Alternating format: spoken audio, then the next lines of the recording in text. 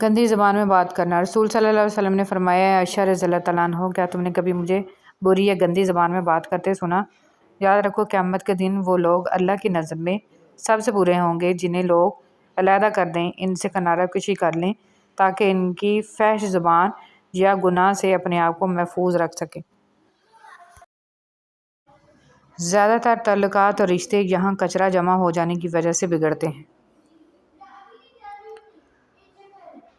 رشتوں کا ایک روپ مطلب پرستی بھی ہے۔ کٹ پتلی کی طرح جی حضوری کرتے رہو تو سب ٹھیک ہے، ورنہ رشتے کچے دھاگے کی طرح ٹوٹ جاتے ہیں۔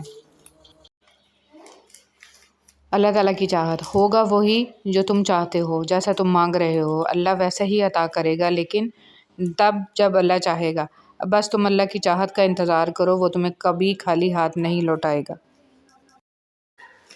رسول صلی اللہ علیہ وسلم کی سیدہ عائشہ رضی اللہ تعالیٰ عنہ سے محبت کا ایک انداز۔ حضرت عائشہ رضی اللہ تعالیٰ عنہ بیان کرتی ہیں کہ رسول صلی اللہ علیہ وسلم نے مجھ سے فرمایا کہ میں جان لیتا ہوں کہ جب تم مجھ سے خوش ہوتی ہو اور جب نہ خوش ہوتی ہو۔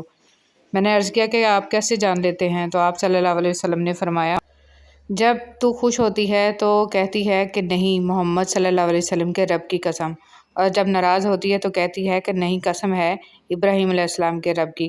میں نے عرض کیا کہ بے شک اللہ کی قسم یا رسول اللہ، میں آپ کے نام کے سوا اور کسی بات کو ترک نہیں کرتی۔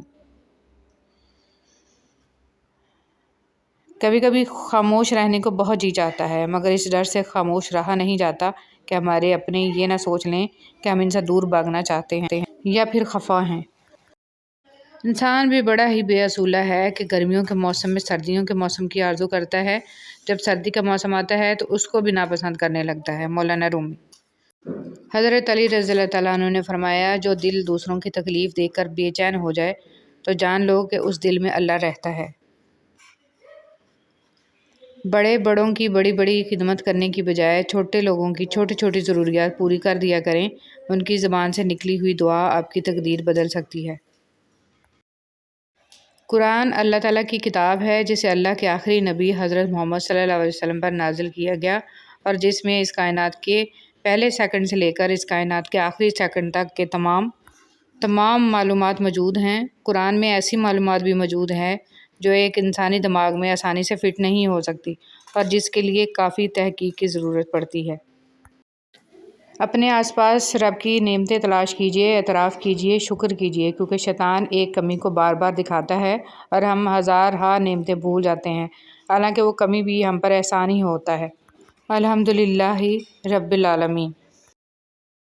ہر تکلیف پر گناہ مٹ جاتے ہیں۔ رسول صلی اللہ علیہ وسلم نے فرمایا، ایک مومن کو جب بھی کوئی کانٹا چبھتا ہے یا اس سے بڑھ کر کوئی تکلیف ہوتی ہے تو اللہ تعالیٰ اس کی وجہ سے اس کا ایک گناہ مٹا دیتا ہے۔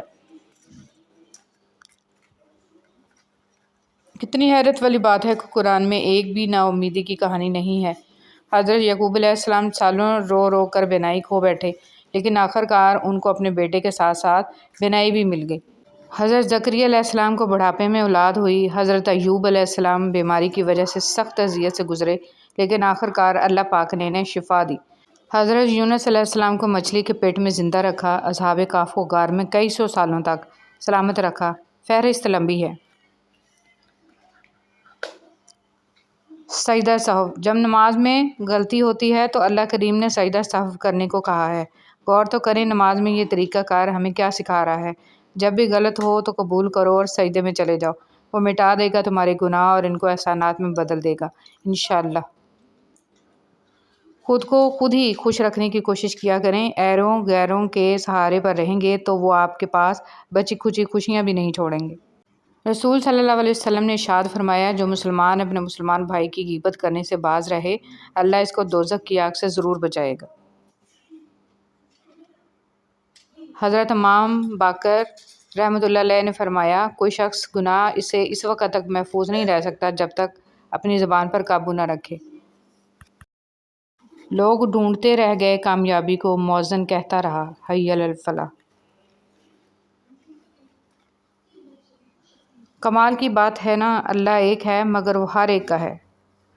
رسول صلی اللہ علیہ وسلم نے ارشاد فرمایا، نماز میں لمبا قیام کرنا موت کی تکلیف کو ہٹا دیتا ہے۔ ابھی مشکلوں کو دیکھ کر لگے گا کہ دعا نہ جانے کہاں اٹک گئی ہے، دعا پوری نہیں ہو رہی۔ یعقوب کی دعا بھی سالوں بعد پوری ہوئی تھی، مگر ضرور ہوئی تھی۔ ایسا نہیں تھا کہ اللہ نے ان کی دعا نہ سنی ہو یا سنی انسنی کر دی ہو۔ اللہ نے سب سنا تھا، مگر جواب دینے کے لیے یعقوب علیہ السلام کا صبر دیکھا تھا۔ تمہاری دعا ابھی ناممکن لگے گی، مگر بعد میں معجزوں کو دیکھ کر لگے گا کہ وہ تو کہنے سے پہلے ہی سن لی گئی تھی۔ لوگ اپنا اعتبار ایسے دلاتے ہیں جیسے قیامت آ جائے تب بھی نہیں بدل سکتے، اور کچھ ہی عرصے بعد جب بدل جاتے ہیں مجال ہے شرمندہ ہی ہو جائیں۔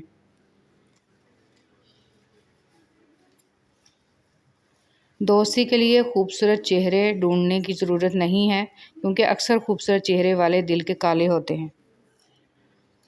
معاف کر دیجیے، آئندہ ایسا نہیں ہوگا، ایک ایسا جملہ ہے جو سخت سے سخت غلطی کو بھی چھوٹا بنا دیتا ہے، سنگ دل سے سنگ دل شخص کو بھی موم بنا دیتا ہے، بڑی سے بڑی آگ کے لیے پانی کا کام دیتا ہے، ظالم کو رحم پر مجبور کر دیتا ہے، دشمن کو دوست بنا دیتا ہے۔